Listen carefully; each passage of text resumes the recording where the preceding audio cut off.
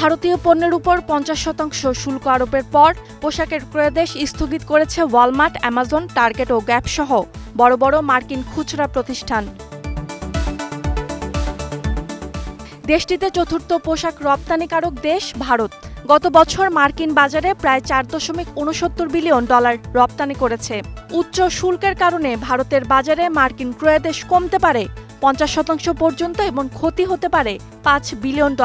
এদিকে ভারতের প্রধান প্রতিযোগী বাংলাদেশ ও ভিয়েতনামের শুল্ক কম হওয়ায় ভারতের পোশাকের ক্রয়াদেশ এখন বাংলাদেশ পেতে পারে। অর্থনীতিবিদরা বলছেন, বাংলাদেশ যেহেতু অন্যান্য দেশের তুলনায় স্বল্প দামে ভালো মানের পোশাক তৈরি করে, তাই বেশিরভাগ ক্রয়াদেশ এখানে চলে আসার সম্ভাবনা রয়েছে।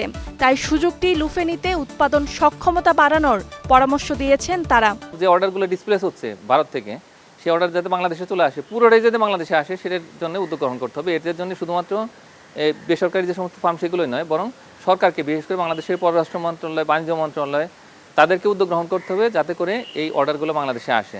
তবে বাংলাদেশও যে ভারতের মতো হুমকির বাইরে আছে তা নয়। অর্থনীতিবিদদের কেউ কেউ বলছেন, রাশিয়া ও ইরান থেকে তেল আমদানি করায় প্রতিবেশী ভারতের মতো উচ্চ শুল্কের ঝুঁকিতে পড়তে পারে বাংলাদেশও।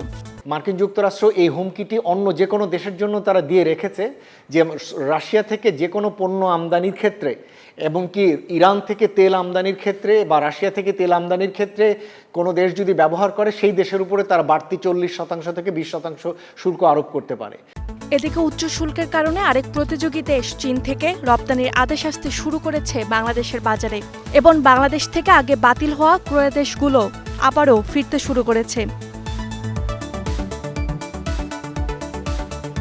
Roksana Rimi, star news.